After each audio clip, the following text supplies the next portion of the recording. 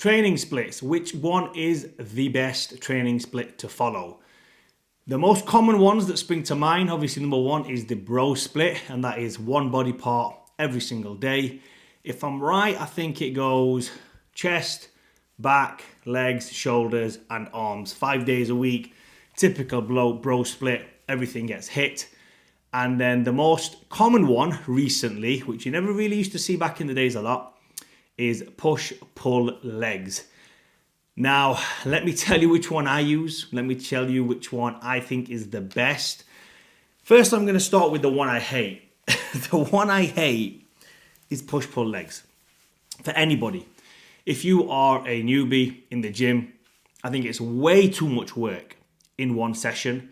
And to do push, pull, and then do a whole leg session as well, and then you're doing chest and shoulders, which is a massive region at the front over here.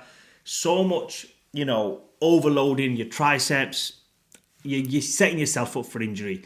So just to break that down, the push section, if I'm right, and correct me if I'm wrong here, but is going to be chest exercises, shoulder exercises, so you're doing your side laterals as well, you're doing your cable crossovers, you're doing your bench presses, you're doing your shoulder presses, machine presses, and then you also do triceps in that workout. Way too much shit going on, to be honest with you, for my liking. Then the next day you come and you do back, and okay, fair play. The stuff that you did the day before is fatigued, and we're not going to be using those body parts. We're going to be using the opposite body parts of the body. So we're going to be doing back and biceps. You can do deadlifts, you can do rows, barbell curls, the hammer curls. These are your main things. So those 2 days, first of all, day one, I think it's way too much. Day two, back session, I think is about right on its own. And then comes day three, which is legs on their own. Now, to do legs on their own, here's the issue with it, doing it after back. Too fucking taxing on your lower back. If you train back correctly, there's no way you're going to be doing legs heavy the day after you train back. Way too much fucking fatigue. Then normally people take a break and then they start the cycle again. So it's 3 days on, 1 day off. Or some guys do 6 days in a row. Push, pull legs, push, pull legs. Way too taxing. And yes, you can figure shit out with exercise selection. If you are a bodybuilder, if you're a pro bodybuilder and you're doing this split, then you've got certain different movements which you can have, like phase one, or if you want to call it cycle one of the week. If you're doing 2 cycles in a week, you have deadlifts and rows, so your back's taxed. And then the day after, when you're doing legs, you're just going to do leg extension, leg curl, stuff like that. And then the second cycle in the week, when you're doing lat pull downs and stuff that isn't taxing your lower back, you can do your squats the day after. I get it, it makes sense, I understand, but I still don't like the shoulder and chest thing together. How are you going to get around that? Maybe do a chest dominant one day on cycle number 1 and a shoulder dominant one on cycle number 2. But I still think there's way too much pressing movements going on in one workout for my liking. Overall, way too much fucking tax on your system. You're going to hit a wall eventually. You're going to get fatigued. You're going to get injured. I just don't see why that is one of the most favorable, believe it or not, workouts that people are doing nowadays. And especially for newbies, I would not ever advise that. Now comes the bro split. Now the bro split is, if I'm right, again, you can correct me if I'm wrong on this one. First day chest, great, no problem. Second day biceps, great. Opposing muscle groups, no problem. Third day, they do legs or shoulders. Now, if you do legs off the back, obviously you're gonna run into a few problems there. But let's say you did shoulders, and then the last day you did legs. So never really touching each other, and then the last day you do arms. I think that's probably the best way to go around it. Now, who the fuck is gonna go to the gym 5 days a week? If you're a newbie, have you got time to go to the gym 5 days a week? Do you really want to be in the gym 5 days a week? And also, I don't like doing arms on their own. There's no reason to have one day where you're just doing arms. It just makes no sense. It's such a small muscle group. And if you train effectively, you train hard, like if you're doing heavy bench press, heavy shoulder press, heavy rows, heavy deadlifts, your arms are getting enough work as it is. So for them to have their own day, For me, I just don't see fit. Now, obviously, I've missed a couple of things out there. I've missed forearms out. I've missed abs out. Those little things we can throw in here and there. Same with calves. I tend to do those after back and sometimes with legs. Now, let me show you or tell you the best one that I like. This is the one I've used for the past, maybe 20 years. And I don't see very many people use this, but this is the one I give all my clients. And it's the one that I like the best. And it's amazing for injury prevention. You don't get fatigued, you're never tired the next day, and you're always looking forward to the next session because you've always got one or two exercises in there that you're going to enjoy doing. Now, I never, and I mean this when I say this, never change exercise selection. I haven't changed it for 22 years since I've been training in the gym. I've been training for 25 years, but since I joined the gym about 22 years ago, I've never ever changed my workout. I did at one point write my workouts down on a whiteboard, and to this day, it's exactly the same as it was before.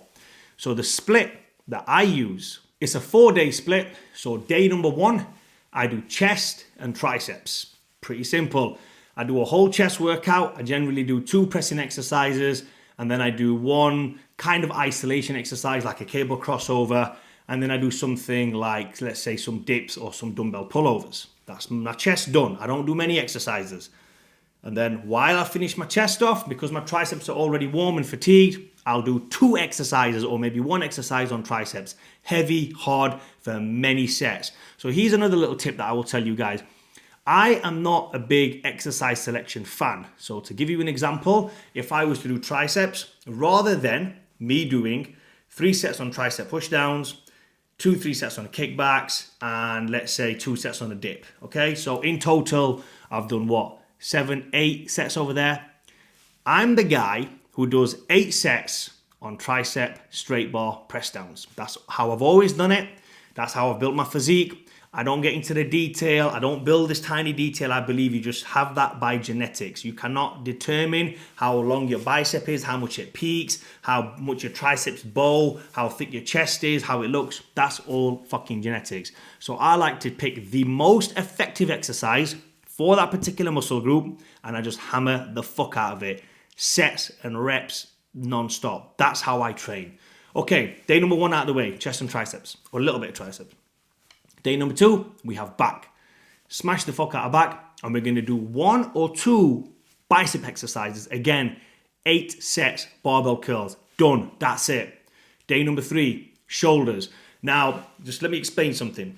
When I do chest and you're doing back, what's getting involved? When you're pressing, shoulders. When you're doing rows, shoulders. Okay? So when it comes to doing shoulders, I don't go as heavy. No need to go as heavy. I might have a play with the 50 kilo dumbbells every so often, but that's about it. I go more for repetitions. I do rear delts, side delts, some shrugs included with my traps as well.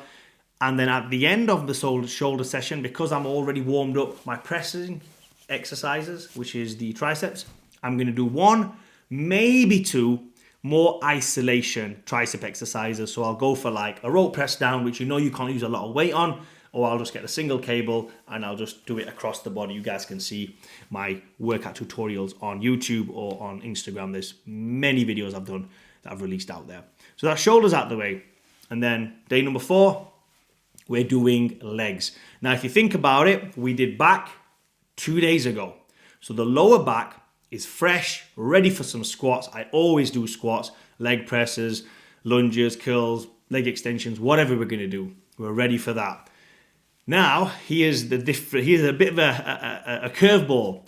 After I train my legs, I like to finish off again with 1, maybe 2 light-ish kind of, I don't say light-ish, but yeah, light bicep exercise. So I'll do seated barbell curls with a cable, or I will do dumbbell preacher bench curls. And that is it. That is all I do. So I'm not big on exercise selection.